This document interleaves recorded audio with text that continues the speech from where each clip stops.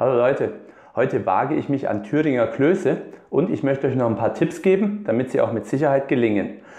Zuallererst mal, das Wichtigste sind die Kartoffeln, und zwar braucht ihr dafür mehlig kochende Kartoffeln, dass ihr auch nachher genug Stärke habt, dass der Kloß zusammenhält. Ein Drittel der Kartoffel wird abgekocht.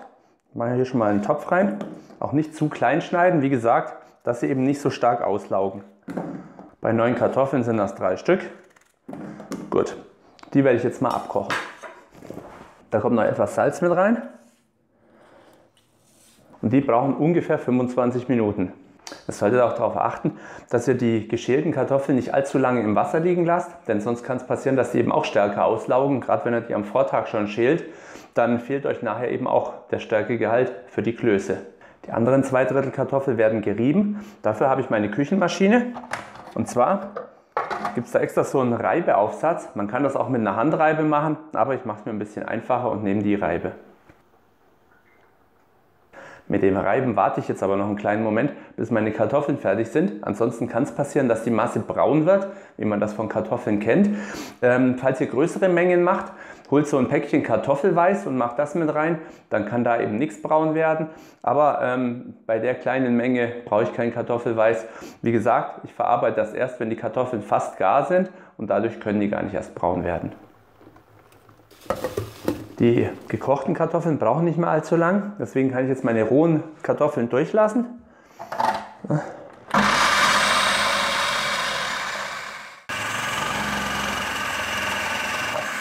Damit sind die geriebenen Kartoffeln schon mal durchgelassen. Die werde ich jetzt auf einem Tuch mit einem Sieb ordentlich auspressen, denn die Kartoffelmasse muss nachher ziemlich trocken sein, dass da auch wirklich schöne Klöße bei rauskommen, die eben nicht zerfallen. Deswegen auf ein Tuch geben das Ganze.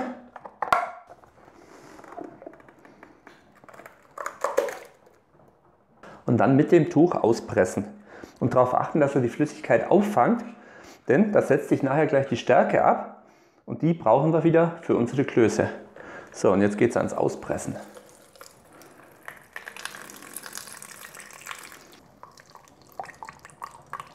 So, zwischendurch die Masse mal ein bisschen auflockern und dann weiter pressen. Also die Masse hier in dem Tuch, die ist jetzt schon ziemlich trocken, man kann es auch richtig gut erkennen. So, man kann jede einzelne Kartoffelfaser sogar erkennen, so trocken ist das Ganze, und genau so soll es auch sein. Jetzt lasse ich hier die Flüssigkeit noch ein bisschen stehen, bis sich die Stärke komplett abgesetzt hat, und dann geht es weiter. In der Zwischenzeit geht es schon mal an die gekochten Kartoffeln, die sind jetzt nämlich gar.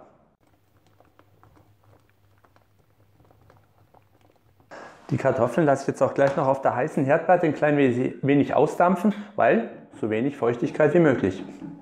Die Stärke hat sich jetzt auch abgesetzt. Ich zeige es euch mal gerade. Ich gieße die überflüssige Flüssigkeit hier rein. Und hier unten haben wir jetzt die reine Stärke von den Kartoffeln. Da kommen jetzt auch meine geriebenen Kartoffeln wieder mit rein. Und die gekochten Kartoffeln kommen auch direkt heiß mit darunter. Ihr könnt die jetzt einmal im Topf zerstampfen. Ich mache das jetzt mit der Kartoffelpresse, das geht deutlich einfacher. So. Die Masse dann gleich noch ein bisschen salzen. So. Muss auch nicht viel sein, denn wir haben es ja nachher noch in Salzwasser und da können wir das darüber dann auch noch nachregulieren. Und dann mache ich noch ein bisschen Muskatnuss mit rein, weil es einfach lecker schmeckt.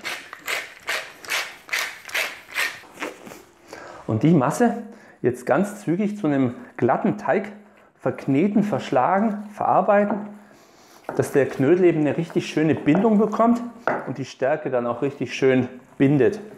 Ach ja, und warum habe ich einen Handschuh an? Weil die Masse noch ziemlich heiß ist.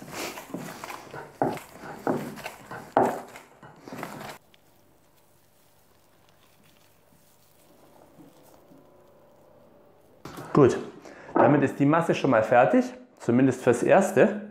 Da ist es jetzt ganz wichtig bei Thüringer Klößen, dass ihr einen Probeknödel macht. Denn ihr habt als Bindemittel ja nur die Stärke da drin und es lässt sich so schwer feststellen, ob der Stärkegehalt ausreichend ist. Und deswegen machen wir da auf jeden Fall einen Probekloß. Ja, und da kommen ein paar Croutons mit rein. Für die Croutons habe ich jetzt Toastbrot verwendet. Das Ganze einfach in Würfel schneiden und dann in Butterschmalz in der Pfanne schön langsam rausbacken. dass es so richtig schöne, leckere, knusprige Croutons gibt. So, ich habe jetzt einmal den Knoß. Also er fühlt sich schon mal sehr, sehr gut an. Aber wie gesagt, da braucht er unbedingt einen Probekloß, um eben festzustellen, ob der nachher auch hält im Wasser oder ob er auseinanderfällt. Sollte er bei euch auseinanderfallen, dann am besten mit Kartoffelstärke nacharbeiten. Aber da bitte unheimlich vorsichtig mitarbeiten. Wenn ihr nämlich zu viel Kartoffelstärke erwischt, dann habt ihr nachher einen Gummiball. Kartoffelstärke hat nämlich die Angewohnheit, dass es ziemlich zäh wird, das Ganze. Und dann habt ihr auch keinen leckeren Kloß. Also damit vorsichtig nacharbeiten, sollte der Kloß zerfallen. Aber wir testen jetzt erstmal, ob der hält oder ob er zerfällt. Das Wasser für den Kloß etwas salzen. Und zwar von der Menge her so, dass es leicht salzig schmeckt für den Anfang. Den Rest können wir ja dann nachwürzen, wenn der Kloß noch Salz bräuchte. Und sobald das Wasser dann kocht, unbedingt darauf achten, dass er die Hitze reduziert. Denn die Klöße brauchen zwar siedendes Wasser, aber kein kochendes Wasser, sonst besteht eben auch die Gefahr, dass sie zerfallen. So, das Wasser ist jetzt heiß und da wandert jetzt der Kloß rein.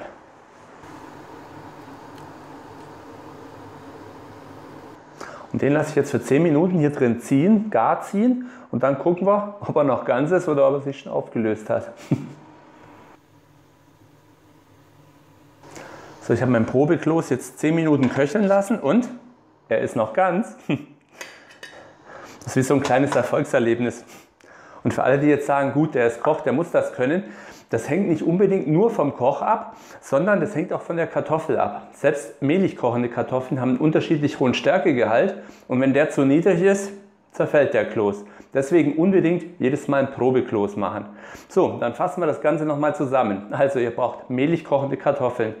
Ihr müsst 1/3 abkochen und 1/3 fein reiben. Dann die Kartoffeln gut trocken auspressen und die Stärke auffangen.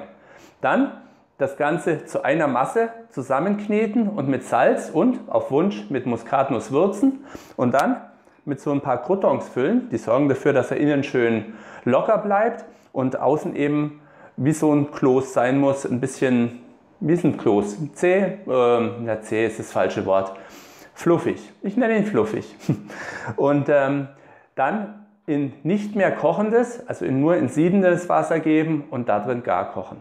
So, in diesem Sinne, jetzt kommt es darauf an, für einen Kloß, um zu gucken, ob der fertig ist und wie er ist, am besten 2 Gabeln nehmen, einstechen und dann schön aufreißen. Und das seht ihr auch schon, wow, wie schön der sich öffnet. Der ist auch nicht gummig, denn wenn der gummig ist, dann ist der so zäh und dann ist der Stärkegehalt eben zu hoch. Das kann jetzt aber nur bei Kartoffeln nicht passieren, sondern nur, wenn man eben Stärke zuführt. So, mein Kloß sieht lecker aus. Probieren.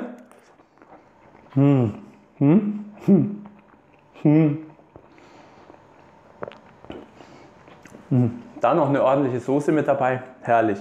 Wie gesagt, ihr habt jetzt so richtig schöne kleine Kartoffelfetzen da drin, die nachher die Soße unheimlich aufsaugen können. Und das ist wirklich ein richtig leckerer Kloß. Also wenn ihr den zu eurem Festtagsbraten macht, kann nichts mehr schief gehen. In diesem Sinne, ich danke euch herzlich fürs Zuschauen und bis zum nächsten Mal. Viel Spaß beim Kochen!